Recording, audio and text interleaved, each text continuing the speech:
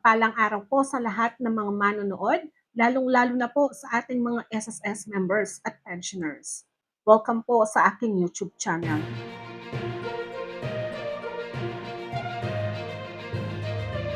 Kakapasok lang po na balita na ipinost po ng SSS sa kanilang official Facebook page na ang My SSS card ay available na po. Pwede na po kayong mag-apply. Paano ba mag-apply ng My SSS card? Bago po natin basahin, bago po natin alamin kung ano ang proseso kung paano kumuha ng ID na ito, sino-sino po ang eligible para makakuha ng My SSS card?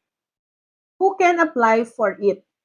Kasali po yung mga members, prior registrants, pensioners, individual claimants, and representative payees may apply for the My SSS card, provided they meet the following requirements. Ano po yung mga requirements na to? Unang-una po, you must have an SSS number tagged as permanent. So malinaw po, kailangan meron kang SSS number na nakatag na as permanent.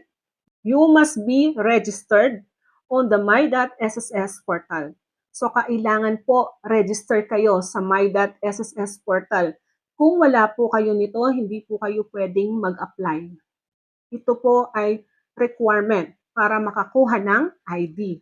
Kung hindi pa kayo register, pwede naman po kayong mag-register o mag-create po ng account sa My.SSS portal. Napakadali lang po.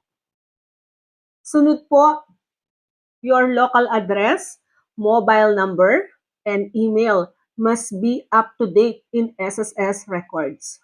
Email, yung phone number, yung address po ninyo, kailangan po updated sa records ni SSS. Kung hindi pa po, magpa-update muna kayo.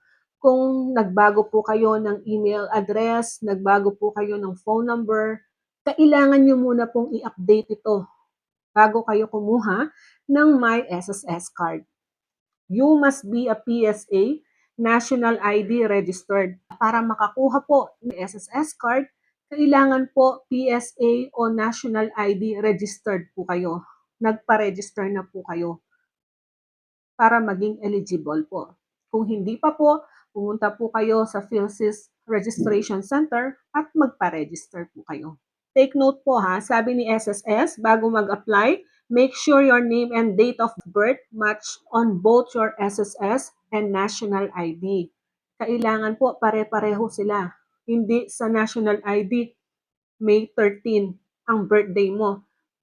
And then sa SSS records mo, May 12. So hindi po. Kung ganun po, kailangan po ninyo munang i-update para hindi po ma-disqualified ang pag-apply ninyo ng My SSS card. Ngayon, tapos na po ninyong napakinggan ang eligibility. Kung qualified ba kayong makakuha ng My SSS card. Kung qualified po kayo, proceed na po tayo kung paano ang pag-apply nito. Narito na po ang proseso kung paano ang pag-apply ng My SSS card. Meron pong dalawang step sa pag-apply po ng My SSS card. Log in to your My.SSS account. So, kailangan nyo pong mag-login muna sa My.SSS account niyo. Tapos po, pumunta po kayo sa My SSS card option. Ito ay makikita po sa ilalim ng Services menu. Number 3, confirm that your personal details are correct.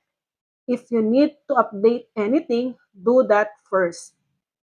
Then, titignan po ninyo kung lahat ng mga details o detalye po ninyo ay correct. I-confirm po ninyo. Kung hindi, kailangan nyo muna pong i-correct ito bago makapag-apply.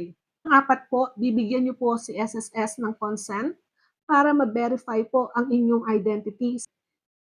Kaya nga po kailangan one of the eligibility po, kayo ay PSA o kaya naman National ID registered. Kasi po gagamitin yan ni SSS for verification ng inyong identity. At gagamitin po ang photo ng inyong national ID para makakuha po ng My SSS card. Number 5, after a facial scan, choose your preferred partner bank. So, i-scan po ang inyong face Pagkatapos po niyan, pipili na po kayo ng bangko na pagkukuhanan niyo po ng MySSS card. Kadalasan po ang partner bank ng SSS ay ang Union Bank o kaya naman po pwede yung RCBC Discartec.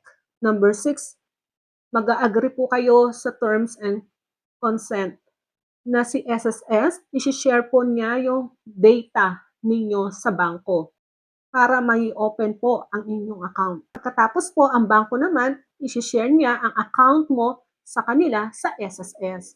At ang panghuli po, magpapadala po si SSS ng confirmation message sa email po ninyo at sa inbox notification sa mismo SSS portal po ninyo. Narito naman po ang pangalawang step. Una, depending on your chosen bank, either use their online app or go to the branch to open your account. Depende po yan sa bangko.